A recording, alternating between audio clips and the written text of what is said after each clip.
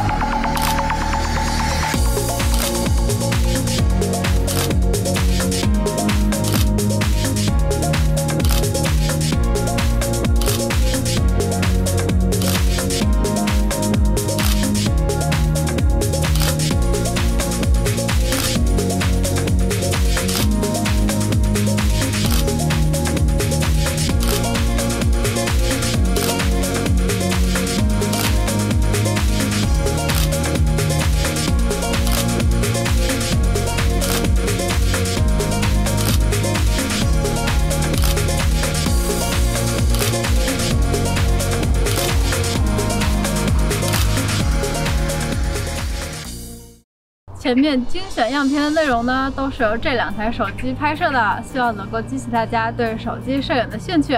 那我手里的这一台呢，在上一期节目中已经详细的介绍过了，就是中兴 Axon 30 Ultra。听这个名字就知道，我们又要把我们的三星 S21 Ultra 拉出来溜一溜了。对，我们选 S21 Ultra 当标杆机的原因呢，是因为它掉价太快了，卖的话太亏了，所以不如留下来当一个标杆机。那我们下面就一起来看看这两台手机在光学成像上的表现怎么样。欢迎观看 ZPH， 我是展张，我是大吴。我们的节目呢会聊手机、聊摄影、聊关于手机摄影的话题。如果你喜欢我们的节目，记得要点赞哦，并且要关注我们，因为您的关注是我们继续输出优质节目的动力。是的，希望大家能够多多支持我们。那下面我们就开始来对比这两台手机在影像方面、在光学方面的表现怎么样。哦，对了，看对比样片的时候要把价格的差距考虑进去哦，要考虑性价比这个参数。先说中兴 Axon 30 Ultra， 后面一共4颗干活的镜头，没有凑数镜头。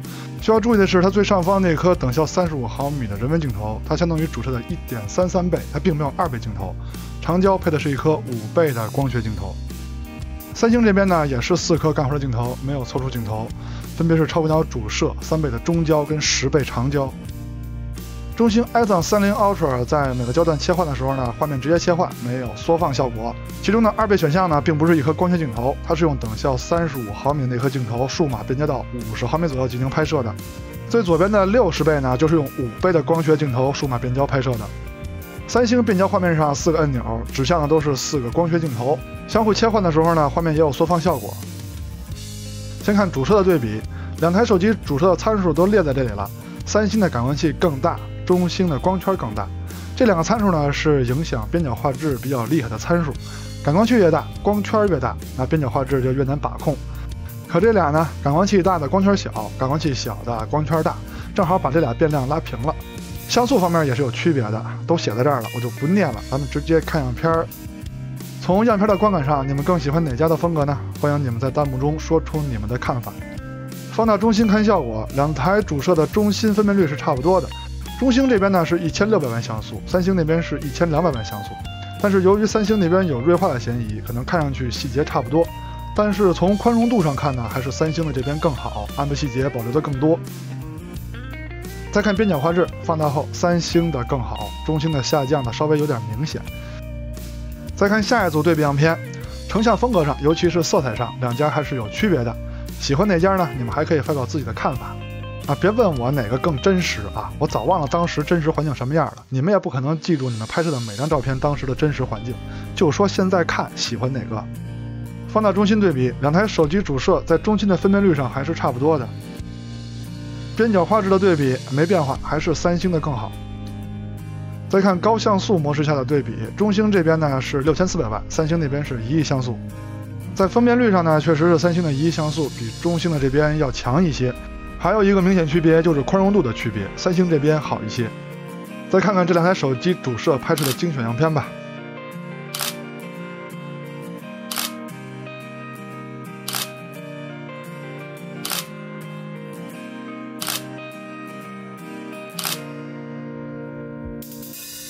再看超广角的对比，感光器方面中兴的更大，但是厂商并没有告诉你它用的是多大的感光器。哦对了，三星这边是4颗镜头都不告诉你。像素方面，中兴这边原生像素更高，也就是说它支持高像素模式。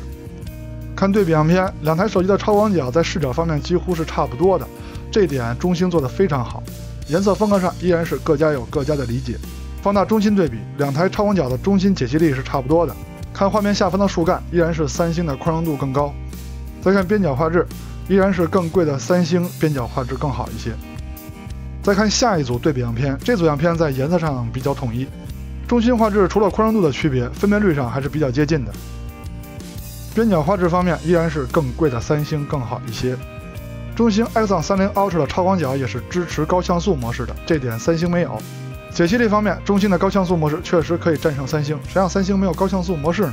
但唯独就是宽容度方面战胜不了三星。这个环节的结尾，再看看超广角拍摄的精选样片。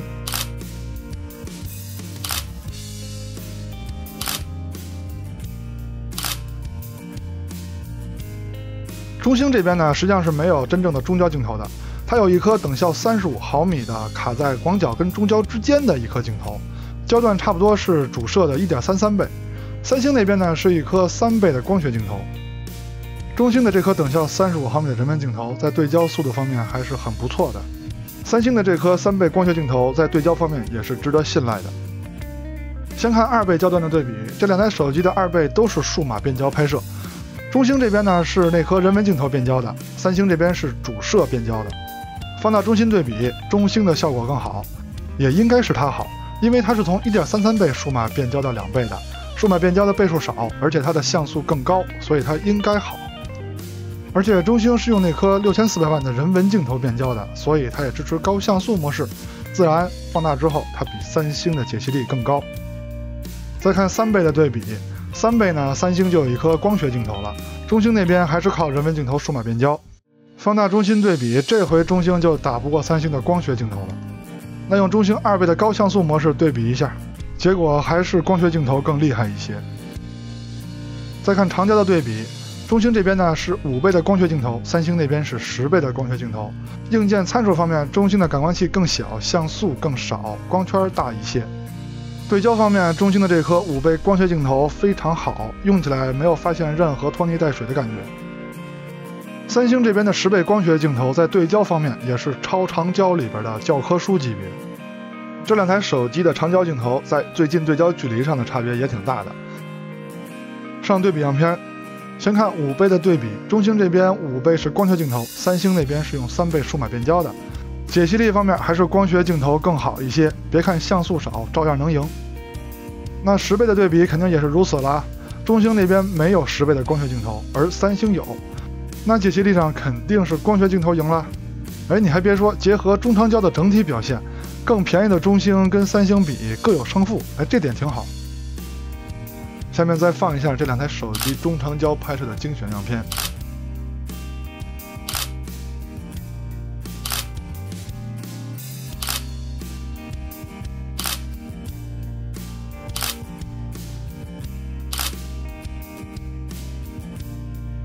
再说一下微距的表现，中兴是有微距的拍摄选项的，但是它的实际表现并不理想。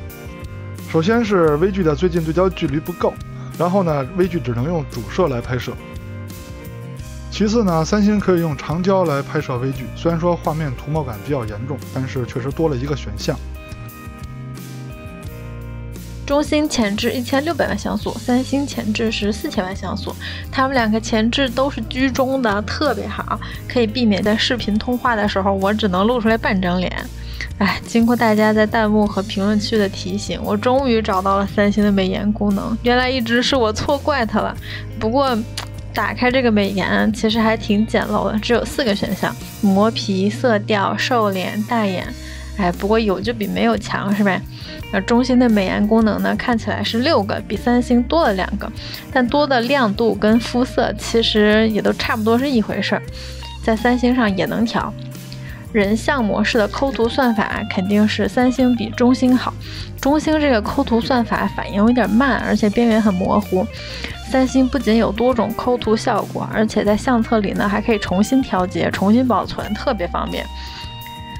而且你看，三星自带的滤镜虽然不好看，但最起码可以调强度。中兴的滤镜虽然比较丰富呢，但是不能调强度，设置好什么样就是什么样，有的时候色调特别浓，就特别不方便。人像模式方面，中兴 ISON 30 Ultra 表现还是不错的。它的这颗人文镜头的对焦速度很快，前面已经说了，但是呢，它只能用这颗镜头来拍摄人像，整体效果还是不错的，尤其是远景、近景的虚拟背景虚化做得很真实。三星在这点上做的也很不错，而且它的超广角主摄3倍都可以用来拍人像。色彩方面，2台手机的表现我都很满意，抠图的表现上三星稍微好一些。如果说在前面的对比中，中兴 ISON Ultra 还是对得起性价比的，但是到了宽容度的对比中，那差距就有些大了，尤其是主摄这块。超广角的动态范围对比相对来说比主摄稍微强一些，但无论是高光还是阴影部分，依然是全面落败的。再看夜景模式对比，上期已经介绍过中兴 ISON 30 Ultra 这台手机在拍摄夜景的时候非常实诚。如果你用2倍来拍夜景呢，它就用2倍来拍；如果用5倍来拍呢，它就用5倍长焦去拍。这跟其他的手机不一样。其他的手机在检测到光线暗的时候呢，不管你选择什么焦段，它都会用主摄数码变焦去拍，毕竟主摄的暗光能力强嘛。先看主摄的对比样片，现在都是直出模式，2台手机的夜景表现都不错。但是对比亮部的细节跟暗部的细节呢，还是三星的更好一些。同样场景，超广角的表现，2台手机同样如此。中兴依然对得起它的售价。到了更暗的环境，主摄直出，中兴看上去反而更好一些。但是放大一看呢，中兴拍虚了，三星还是很清楚的，拍了好几张都是这样。相同场景，超广角就都拍不出什么了，三星稍强也强不到哪儿去。打开夜景模式，2颗主摄的表现都不错，依然是中兴看上去更好一些，不过放大后发现它还是虚的。同样场景，超广角的夜景模式，三星明显表现得更好。到了极暗环境，就是祖传神树那个场景，非常暗，2台手机的直出都拍不出什么了。你们会说，之前三星跟这个场景不是能拍出影吗？那是因为冬天没有树叶，现在树叶很密，远处的路灯根本照不过来了。那就开启夜景模式吧，主摄上三星强于中兴。超广角的夜景模式依然是三星更好。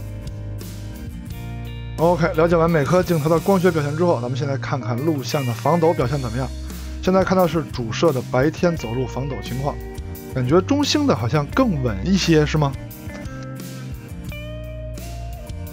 现在看到的是超广角的白天防抖表现，感觉中兴还是很稳。三星刚才还突然出现了一个小震颤，但要是从色彩宽容度以及视角宽度方面来说，还是三星的更好。到了夜晚的主摄防抖表现上，这已经就不是比防抖的事儿了。中兴那边已经太黑了，什么都看不见了。三星那边就算再抖，那我站住了拍，我不走动，那不就能拍了吗？中兴那边虽然说防抖更稳健，但是无济于事了。超广角的夜间表现基本也是如此，基本上就是一个有一个没有的区别了。极暗环境的表现那就更没法比了。虽然前面的大部分环节都可以用性价比来形容中兴，但是这个环节嘛，硬件方面，也就是跑分方面，2台手机应该是比较接近的，毕竟处理器啊、内存啊、存储速度方面都是比较相近的硬件。不过差距呢也是有的，那就是这块屏幕，在屏幕的差距上，2台手机还是比较大的。